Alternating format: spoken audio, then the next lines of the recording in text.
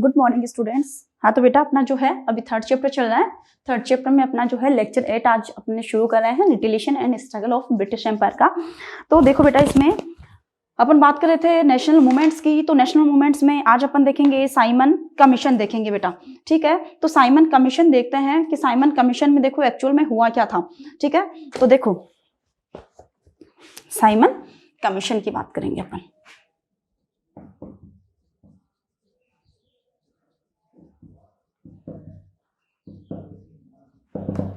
ठीक है, Simon commission की चर्चा करेंगे। तो देखो इसमें for evaluating the working of the reform of Indian government in 1919 the British government formed a commission in 1927 under the chairmanship of sir John Simon. देखो बेटा जो एक देखो 1919 में समझने की कोशिश करना है इसको। 1919 में एक इवेल्यूटिंग रिफॉर्म्स ऑफ 1919 का एक्ट आया था, 1919 एक्ट आया था जो कि ब्रिटिश गवर्नमेंट ने इशू किया था। 1919 का एक्ट आया था जो कि ब्रिटिश गवर्नमेंट ने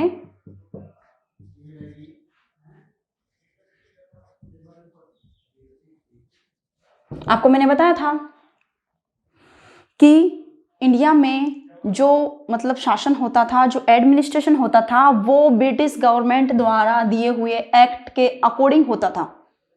ठीक है, इंडिया में जो भी एडमिनिस्ट्रेशन मतलब होता था, जितना भी प्रशासन होता था, वो कौन से एक्ट के अकॉर्डिंग होता था। जो भी एक्ट ब्रिटिश गवर्नमेंट द्वारा दिए जाते थे, इशू करवाए जाते थे, उन्हीं एक्ट्स के अकॉर्डिंग जो है इंडिया में एडमिनिस्ट्रेशन होता था। ये चीज तो समझ में आ गई। तो 1919 का एक्ट जब आया था इंडिया में, ठीक है, ब्रिटिश गवर्नमेंट के द्वारा इश्यू करवाया गया था, तो उस 1919 एक्ट के जो रिफॉर्म वर्क थे, ठीक है, जो सुधार कार्य थे, उनका इवोल्यूशन करने के लिए कि 1919 का एक्ट जो आया, उसके जो भी कार्य थे, उसके जो भी सुधार कार्य थे, उन सुधार कार्यों में उन सुधार कार्यों का इवोल्यूशन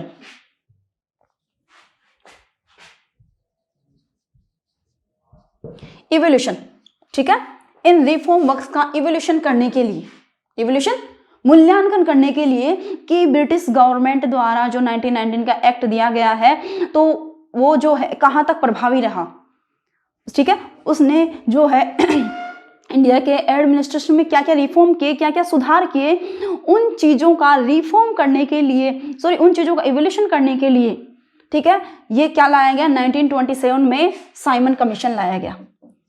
1927 में साइमन कमीशन लाया गया। समझ में आ गई ये चीज आपको? ठीक है, और क्या हुआ 27 एंड चेयरमैन कौन थे इसके, sir John Simon.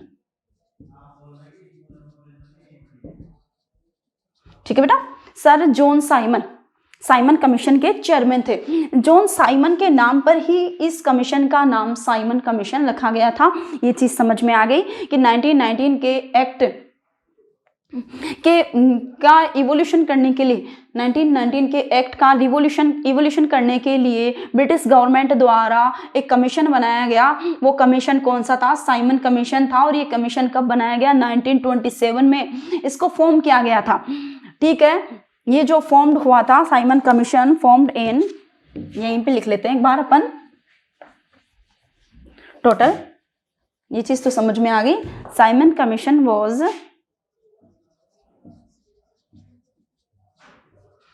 formed in 1927 under the leadership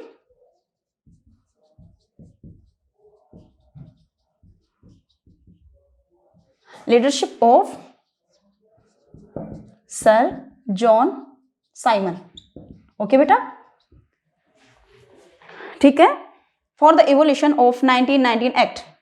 ठीक है, ये आप आराम से कर सकते हो। तो ये जो फॉर्म किया गया वो 1927 में किया गया under the leadership of sir John Simon. ठीक है, इस वजह से इसको क्या कहा गया, साइमन कमीशन कहा गया, क्योंकि इसके लीडर कौन थे, सर जॉन साइमन थे। ठीक है, लीडरशिप भी बोल सकते हैं, चेयरमैनशिप भी बोल सकते हैं इसको। अब इसके बाद देखो there were 7 member in this commission, ठीक है, 7 members in commission,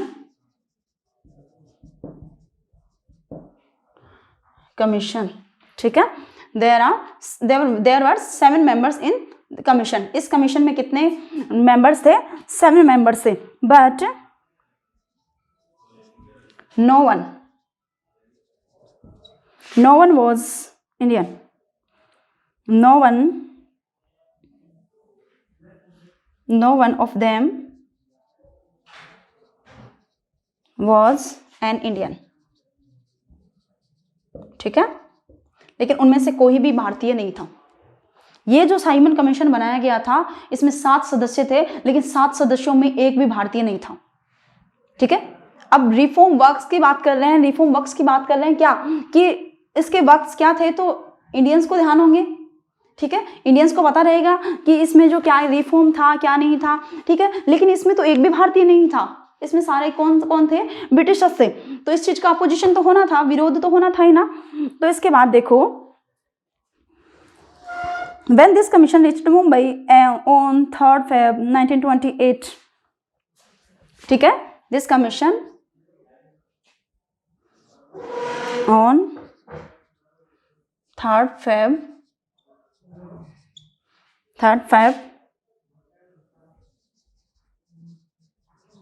1928, this commission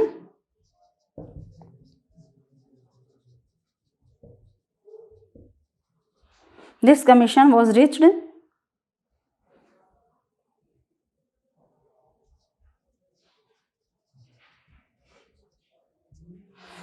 reached Mumbai,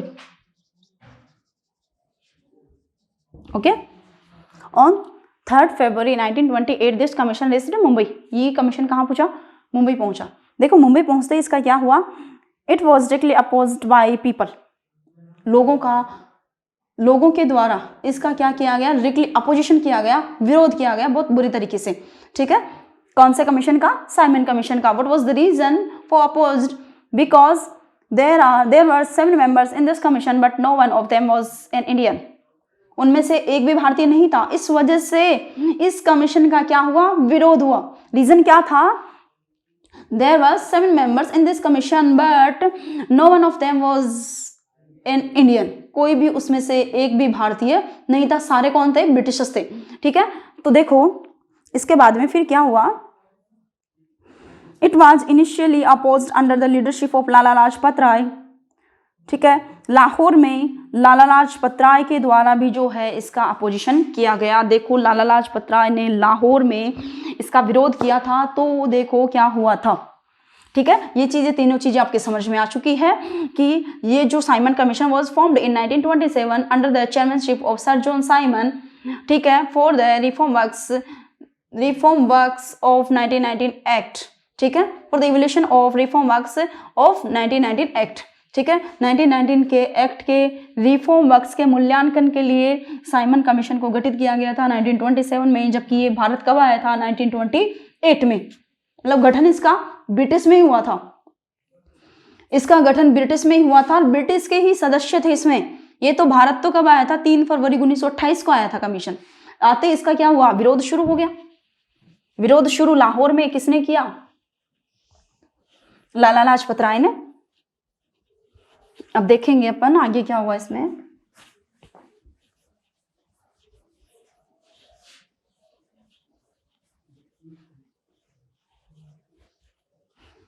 देखो,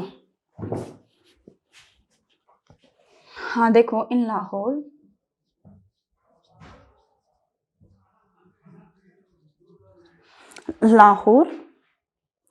लाला लाजपत राय लाहौर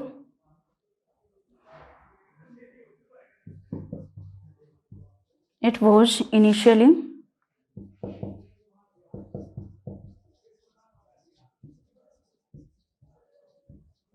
opposed under the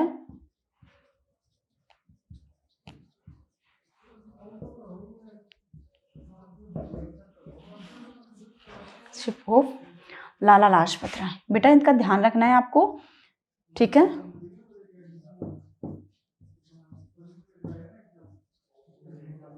लाला लाजपत राय, ठीक है। तो लाला लाजपत राय के नेतृत्व में लाहौर में इसका अपोजिशन किया जा रहा था। उसी वक्त देखो क्या हुआ, the police lathi charge the mob, भीड़ पर पुलिस ने लाठीचार्ज शुरू कर दिया। Consequently Lala Lajpat Rai suffered injuries on head and died within a month. देखो उसी के दौरान जो है लाला लाजपत राय के सिर में जो है बहुत इंजरी आई, ठीक है, मतलब वो घायल हो गए सिर में चोट लगने की वजह से, और 1 महीने में उनकी क्या हो गई, मृत्यु हो गई थी, ठीक है। अब देखो this commission gave its report इन 1930, लाला लाजपत राय की मृत्यु हो गई, ठीक है। अब देखो इस कमीशन ने, Simon commission gave reports in 1930, 1930 में इसने रिपोर्ट दी, 1927 में इसको फॉर्म किया गया, 28 में ये भारत आया और 1930 में इसने रिपोर्ट दी। अब देखो वो रिपोर्ट क्या थी वो देखो बेटा, ठीक है। देखो there was no mention of establish of colonial self rule in the report, ठीक है। उन्होंने इस रिपोर्ट में ये कहा कि नो मेंशन, कोई भी जिक्र नहीं किया establishment of colonial self rule in the report. Report में उन्होंने कहीं भी जो है उपनिवेशिक साम्राज्य की बात नहीं की, कहीं भी भारत को अपना उपनिवेश नहीं बताया, ठीक है। समझ में आ गई ये चीज आपको। रिपोर्ट इनकी इस तरह से थी कि इन्होंने कहीं पे भी जो है किसकी बात नहीं की, इन्होंने कहीं पे भी जो है औपनिवेशिक साम्राज्य की जो है स्थापना की बात नहीं कही। समझ में आ गई बेटा, ठीक है। तो ये रिपोर्ट देखो, देयर वाज नो मेंशन, ये इंपॉर्टेंट है बेटा, इसकी रिपोर्ट क्या थी, there was mention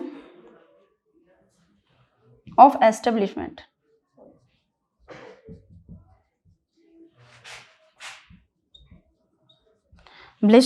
of colonial period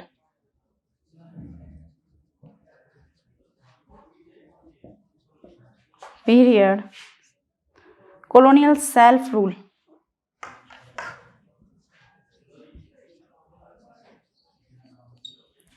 rule, ठीक है, इन द रिपोर्ट।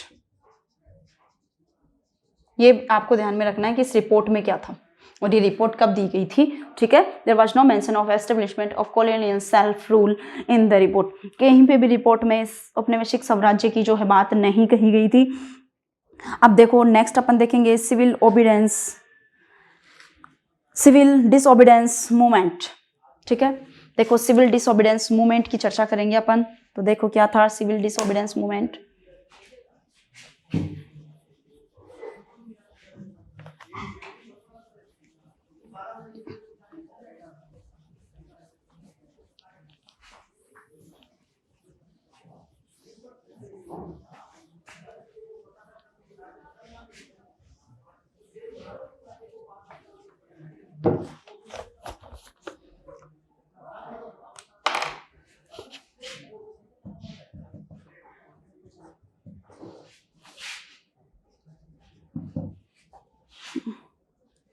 डिसओबीडेंस,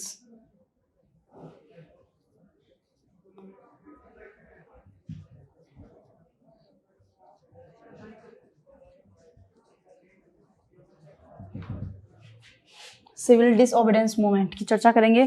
तो देखो सिविल डिसओबीडेंस मूवमेंट क्या था। सिविल डिसओबीडेंस मूवमेंट का मतलब होता है सविनय अवज्ञा आंदोलन, ठीक है। ये गांधी जी द्वारा शुरू किया गया था। उसके रीजंस क्या थे वो बात करेंगे।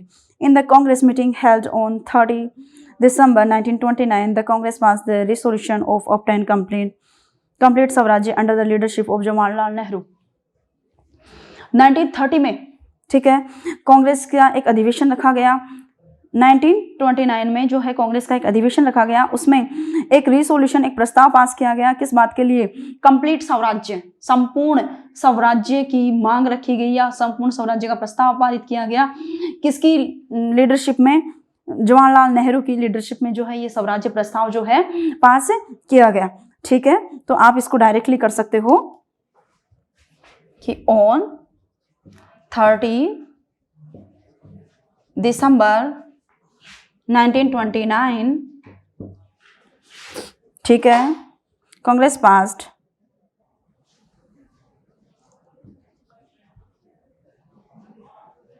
Congress passed the resolution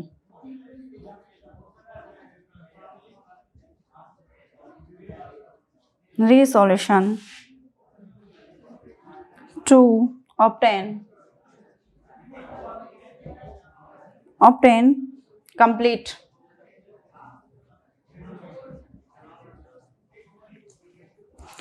Swaraj,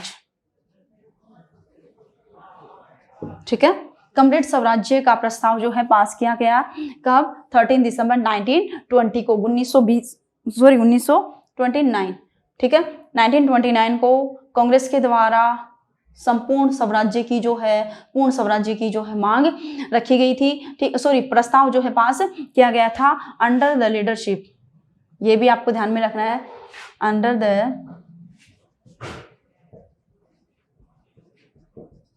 leadership of Jawaharlal Nehru,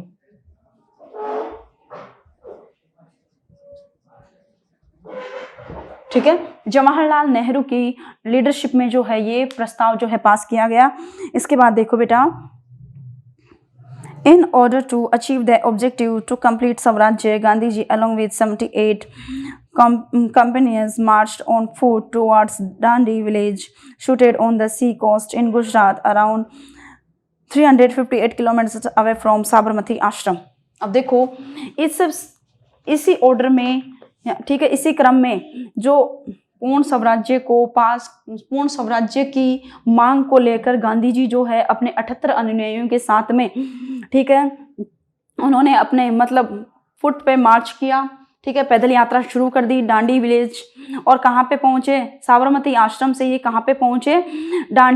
डांडी गांव में पहुंचे, जो कि कहाँ पे स्थित है? गुजरात के कोस्ट, गुजरात में जो है, गुजरात सी कोस्ट, गुजरात में जो समुद्र के किनारे पर एक डांडी गांव है, वहां पर जो है ये पहुंचे। कितने अन्यायियों के साथ में? 78 के साथ में। साबरमती आश्रम से शुरू हुए और डांडी पहुंचे, और उसके बीच का जो सफर था 358 किलोमीटर का ये सफर उन्होंने जो है अपने पैरों पर पैदल यात्रा में जो है तय किया। और देखो वहां पहुंचकर उन्होंने क्या किया? On 6 April 1930 he reached Dandi and broke the law by making self without any order। ठीक है, उन्होंने जो है सॉल्ट बनाया बिना किसी ऑर्डर के, ठीक है। उन्होंने 6 अप्रैल 1930 को वहां पर वो पहुंचे, और वहां जाकर उन्होंने नमक बनाकर जो है किसको तोड़ा? कानून को जो है तोड़ा था। अब देखो, थ्रू दिस मोमेंट, इसी मोमेंट के दौरान Gandhi ji use the people to perform salt without permit। He urged women to perform dharna in front of liquor shops, opium outlets and shops that sold imported goods। अब देखो, इसी के दौरान गांधी जी ने जो है क्या करने के जो है सबको आदेश दिए। उन्होंने जो है नमक बनाने के, बिना परमिशन के नमक बनाने के, और ही अर्ज्ड, उन्होंने जो है महिलाओं को क्या कहा कि आप क्या करो, जो शराब की दुकानें हैं, अफीम के ठेके हैं, विदेशी कपड़ों की जो दुकानें हैं, उन पर धरना देना शुरू करो, ठीक है। और देखो, दैट सोल्ड इम्पोर्टेड गुड्स, जो कि विदेशी माल जो है बेच रहे हैं, विदेशी सामान बेच रहे हैं, उनकी दुकानों पर धरना शुरू करो। अब देखो, he also asked people to burn imported goods, उन्होंने जो है जो आयात किया हुआ सामान था उसके ऊपर उसको आग लगाने के लिए भी कहा, उसको जलाने के लिए कहा, उसका बहिष्कार करने के लिए कहा। यूज चरखा एंड एबोलिश अनटचेबिलिटी, उन्होंने चरखा यूज करने को कहा, ठीक है, चरखा यूज करने को कहा, और छुआछूत बंद करने के लिए कहा, ठीक है। उन्होंने चरखा यूज करने के लिए कहा और छुआछूत बंद करने के लिए कहा। He asked the student to leave government schools and college, उन्होंने जो स्टूडेंट्स थे उनको, ये कार्य थे बेटा इनके प्रमुख, आप इनको ध्यान में रख लेना, अंडरलाइन करके भी रखना है, ठीक है, कि इनके प्रमुख कार्य क्या थे, ठीक है। मतलब सिविल डिसओबीडियंस मूवमेंट के प्रमुख वर्क्स कौन कौन से थे, क्या क्या फंक्शंस क्या क्या थे इसके, ठीक है, तो देख लेना एक बार, ठीक है। स्कूल और कॉलेज छोड़ने के लिए कहा, and urge the government employees to resign from their jobs, और उन्होंने जो है आदेश दिया या विनती की गवर्नमेंट सर्वेंट्स को जो कि जॉब कर रहे थे, ठीक है। इसके बाद में देखो, this movement spread rapidly across the country, ये जो मूवमेंट था वो बहुत तेजी से पूरे देश में फैल चुका था। People across the entire nation participate in strikes, campaigns and boycott imported goods. Peoples ने जो है मतलब स्ट्राइक्स में भाग लेना शुरू कर दिया था, कैंपेन्स में, और जो इंपोर्टेड गुड्स था उसका बहिष्कार करना शुरू कर दिया था। मतलब लोग गांधी जी के जो बता रहे थे, पदचिन्ह बता रहे थे, उन पदचिन्हों पर चल रहे थे, ठीक है। A unique feature of this movement was participations of women in large numbers. इसका यूनिक फीचर क्या था कि इसमें जो बहुत सारी की महिलाओं ने जो है बढ़ चढ़कर जो है भाग लिया था। In a short period 60,000 people were imprisoned. बहुत कम समय में ही जो है 60 लाख लोगों को क्या बना लिया गया था, गिरफ्तार जो है कर लिया गया था, ठीक है बेटा। On 5th March 1931, Gandhi Irvin Pact took place between the government and the Congress. अब देखो बेटा, ये ध्यान भी रखना है, इंपॉर्टेंट भी है। On 5 मार्च, ये डेट्स है वो मैं लिख रही हूँ, तो ये डेट्स आपको ध्यान में रखना है। 5 मार्च 1931, ठीक है। गांधी इरविन पैक्ट, गांधी जी और इरविन के बीच में एक समझौता हुआ था, इस वजह से इसको गांधी इरविन पैक्ट जो है कहा जाता है।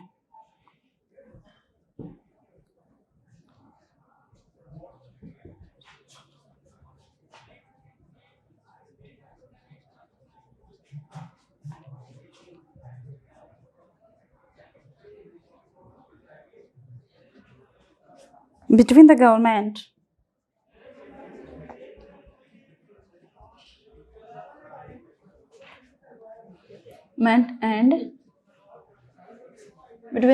and Congress, गवर्नमेंट की तरफ से इरविन थे और कांग्रेस की तरफ से गांधी जी थे। तो गांधी इरविन पैक्ट जो है वो हुआ था 5 मार्च 1931 को, ठीक है। 5 मार्च 1931 को गांधी इरविन पैक्ट जो है हुआ था। The Viceroy declared that the objective of development of Indian Constitution is giving Dominion State of India। अब देखो वायसराय ने जो है क्या घोषणा कर दी, वायसराय ने इसमें जो है ये घोषणा की कि जो मतलब भारतीय संवैधानिक विकास के उद्देश्य को भारत में डोमिनियन स्टेट देना है, कि भारत में जो संवैधानिक विकास जो होगा वो डोमिनियन स्टेट्स के तौर पर जो है होगा। अब इसके बाद में देखो स्टेटस, उस डोमिनियन स्टेटस उसको जो है दे दिया था।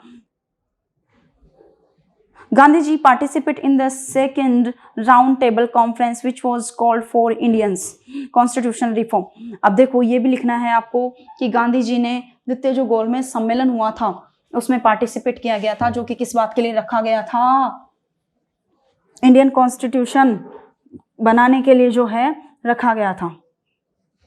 इंडियन भारत का जो संविधान था उसमें सुधार करने के लिए या उसमें कुछ इम्प्रूवमेंट करने के लिए जो है ये रखा गया था। फर्स्ट में देखो 3 राउंड कॉन्फ्रेंसेस हुई थी, 3 गोलमेज सम्मेलन हुए थे, उनमें से गांधी जी ने सिर्फ एक में भाग लिया था, वो सेकंड था, ठीक है।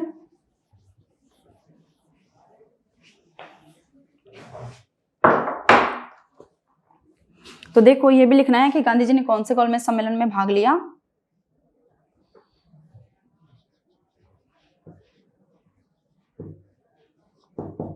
Gandhi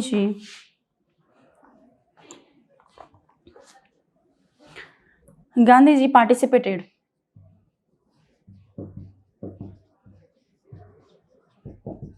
in second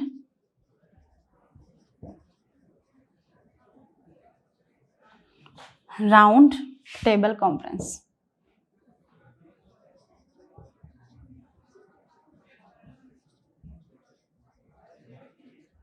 second round table conference, द्वितीय गोलमेज सम्मेलन में जो है इन्होंने भाग लिया था, ठीक है, जो कि किस बात के लिए बुलाया गया था, फॉर इंडियंस कॉन्स्टिट्यूशन रिफॉर्म, भारतीय संविधान में जो है सुधार करने के लिए, संवैधानिक सुधारों के लिए जो है ये बुलाया गया था। तो second round table conference was held for Indian constitution reform, ठीक है।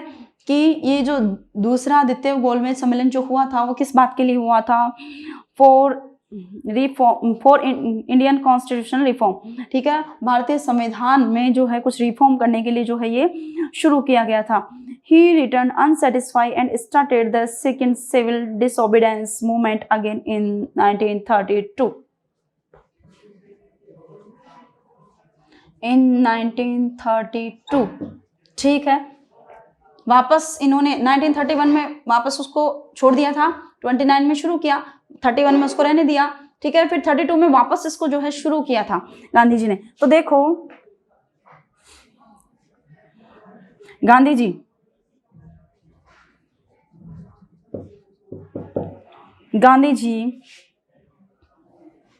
started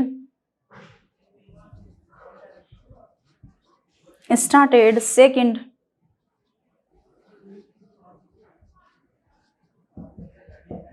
civil disobedience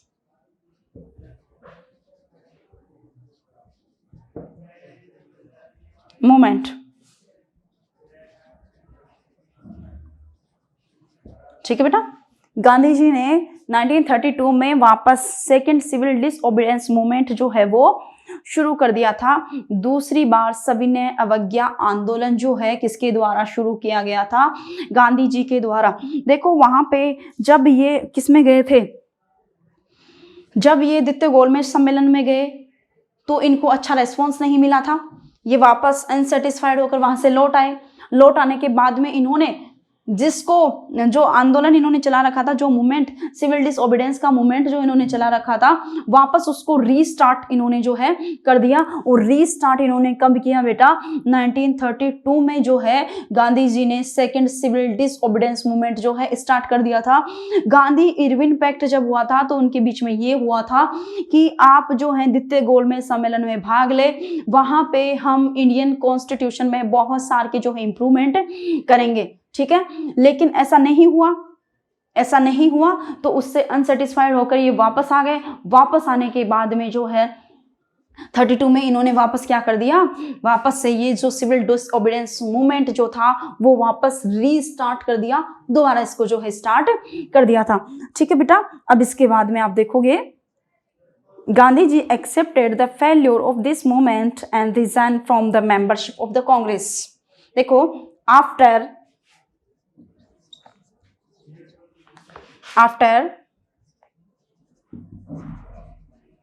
failure of civil disobedience movement,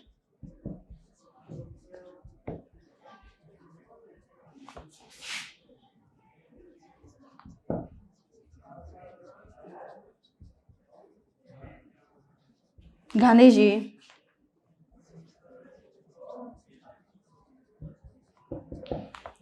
ji failure of civil disobedience movement, Gandhi ji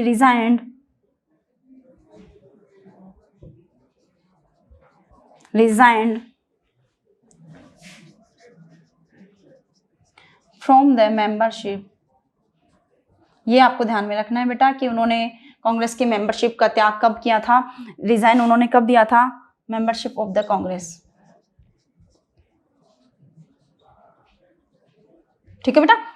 after failure of civil disobedience movement के failure के बाद में, असफल होने के बाद गांधी जी ने जो है रिजाइन दे दिया था, किससे, from the membership of Congress की जो मेंबरशिप थी उससे उन्होंने क्या दे दिया था, रिजाइन दे दिया था। गांधी जी ने जब सेकंड राउंड टेबल कॉन्फ्रेंस में पार्टिसिपेट किया था, वहां पे वो अनसेटिस्फाइड रहे, उसका में कुछ रीजन कांग्रेस का भी रहा था, ठीक है। कांग्रेस के जो अदर जो मेंबर्स थे उन्होंने सपोर्ट नहीं किया था, इस वजह से ये क्या रहा था, थोड़ा अनसक्सेस रहा था।